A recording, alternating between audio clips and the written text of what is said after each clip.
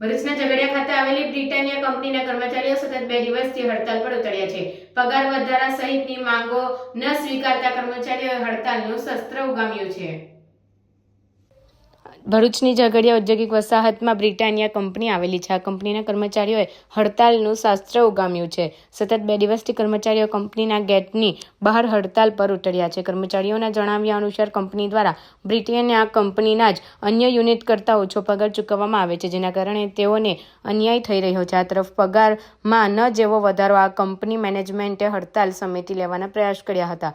જોકે કામદારોએ ન જેવા પગાર વધારાનો અસ્વીકાર કરી બીજા દિવસે પણ હડતાલ યથાવત રાખી હતી. કર્મચારીઓએ પોતાની માંગ જો સ્વીકારવામાં નહીં આવે તો ભૂખ હડતાલની પણ ચીમકી ઉચ્ચારી છે. તો આ તરફ કંપની મેનેજમેન્ટ દ્વારા ગેટ બહાર ધરણા પ્રદર્શનને ગેરકાયદેસર જણાવી નોટિસ પણ ચોંટાડવામાં આવી છે. ત્યારે આ મામલે કર્મચારીઓ દ્વારા ભરૂચ જિલ્લા લેબર કમિશનરને પણ રજૂઆત કરવામાં આવી છે.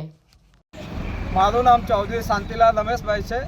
હું છેલ્લા 11 વર્ષથી બ્રિટાનિયા કંપનીમાં નોકરી કરું છું. શરૂઆતમાં જ્યારે જોઈનિંગ કર્યું હતું ત્યારે અમારો પગાર 8,000 હતો અને આજે નોકરીના 12 વર્ષ થઈ ગયા છે, છતાં પણ અમારો પગાર 12 વર્ષ છે. તો અમારા બધા કામદારોની માંગ છે કે અમારો પગાર અમારા જ બ્રિટાનિયાના જે કોઈ બીજા યુનિટો છે એ યુનિટોમાં હાલની તારીખોમાં 25,000 થી 30,000 સેલેરી છે, તો બીજી બ્રિટાનિયામાં જે સેલેરી છે એ સેલેરી અમને પણ મળવી જોઈએ. ત્યાંના કામદારો પણ બિસ્કિટ જ બનાવે છે અને અમે પણ બિસ્કિટ જ બનાવીએ છીએ. ત્યાં બી બ્રિટાનિયા જ છે, અહીંયા પણ બ્રિટાનિયા જ છે. તો અમારી વચ્ચે મતભેદ કેમ? 12 વર્ષ નોકરી છતાં પણ આજે અમારો પગાર વધતો નથી અને આજની મોંઘવારીમાં 12,000ની સેલેરીમાં કોઈનું ઘર ચાલતું નથી. આ તો મેનેજમેન્ટને શરમજનક વાત છે કે 12,000 સેલેરી ચૂકવે છે અને મેનેજમેન્ટને અમે લેખિતમાં પણ જાણ કરી છે. Labour commissioner Gandhinagar, labour commissioner Vadodara અને ભૂપેન્દ્ર પટેલ CM સાહેબને પણ રજૂઆત કરી છે. છતાં પણ આજ દિન સુધી મેનેજમેન્ટનું પેટનું પાણી હાલતું નથી અને આજે પણ અમારી જોડે 3,000 પગાર વધારો આપવાની માંગ કરે છે. એ અમારા કોઈ બી કામદારોને મંજૂર નથી અને જ્યાં સુધી મેનેજમેન્ટ અમારી માંગો પૂરી ના કરે ત્યાં સુધી અમે સ્ટ્રાઇક પર રહેશું અને છેલ્લે મેનેજમેન્ટ ના કરે તો અમે ભૂખ હડતાલ પણ કરવા તૈયાર છીએ. ભારત માતા કી જય! ભારત માતા કી જય! ભારત માતા કી જય! આજ રોજ બ્રિટાનિયા કંપની જે ઝઘડિયા GIDC ખાતે આવેલ છે એ બ્રિટાનિયા કંપનીના તમામ અહીંયા કામદારો લેબર કમિશનર સાહેબની ઓફિસે આવ્યા છે. છેલ્લા 12-13 વર્ષથી 14 વર્ષથી આ લોકોનું કંપની દ્વારા જે શોષણ થઈ રહ્યું છે એ લોકોને નોમિનલ પગાર 12,000 થી 13,000 રૂપિયા જેવો આપી અને આજે 8-8 કલાકની અંદર એ લોકોનું જે શોષણ કરી રહ્યા છે, જેનું એ લોકો છેલ્લા અઠવાડિયાથી જે ધરણા ઉપર બેઠા હતા કંપની પાસે, પરંતુ આજ સુધી એ કંપની મેનેજમેન્ટ સાથે બેસા પછી પણ કોઈ યોગ્ય નિરાકરણ ના આવતા આગળ પણ આ લોકોના જે ધરણા છે એ યથાવત છે.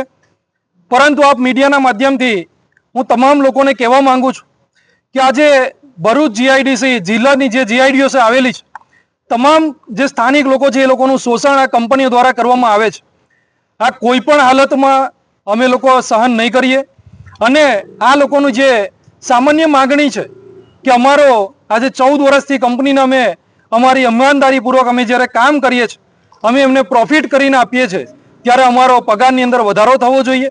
આજે એ લોકોનો 20,000 રૂપિયાનો જે વધારો એ લોકોએ કીધો હતો, ત્યાર પછી એ લોકોએ છેલ્લો પગાર એ લોકોએ 17,000 રૂપિયા વધારવાની વાત કરી, પરંતુ કંપની દ્વારા મેનેજમેન્ટ દ્વારા કોઈ પણ પ્રકારની વાતચીત કરી અને નિરાકરણ લાવવા માટે એ લોકો તૈયાર નથી. જેથી લેબર કમિશનર સાહેબને આજે મુલાકાત કરી લેબર કમિશનર સાહેબને પણ આની રજૂઆત કરી છે. આગળ પણ જ્યાં સુધી આનું નિરાકરણ નહીં આવે ત્યાં સુધી આ ધરણા યથાવત રહેશે. મુકેશ પરમાર છે. હું છેલ્લા 10 વર્ષથી બ્રિટાનિયા સંસ્થામાં ફરજ નિભાવું છું, પણ અત્યાર સુધી અમારો સેલેરી 12,500 જ છે. તો આજે મારે મેનેજમેન્ટને એ વસ્તુ કહેવી છે કે અમે 10 વર્ષથી એક લાઇનની 6 લાઇન કરી તો પણ આજે અમારો સેલેરી 12,000 કેમ? બીજી સંસ્થાઓની અંદર બ્રિટાનિયા કંપનીની અંદર બીજી જે બ્રાન્ચ છે ત્યાં આગળ સેલેરી સારામાં સારો છે, 30,000 થી 35,000 છે. તો બ્રિટાનિયા એક ઝાડ છે અને અમે એની ડાળીઓ છે. તો આજે એક ડાળીમાં આટલો સેલેરી કેમ છે? તો બસ અમારી એ જ માંગ છે કે જલ્દીથી જલ્દી અમને અમારી માંગ પૂરી કરે અને અમને 17,000 સેલેરી વધારીને આપે. બસ. તમે મેનેજમેન્ટ જોડે વાત કરેલી ખરી?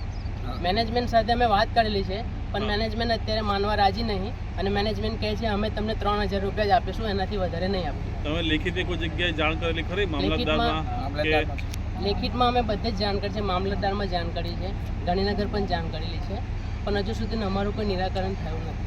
હવે તમારું નિરાકરણ ના આવે તો એના આગળ પછી તમારો કયો ઉપાય જો રહેશે? અમારું નિરાકરણ નહીં થાય તો અમે હડતાલને લંબાવીશું અને ઉગ્ર આંદોલન કરીશું.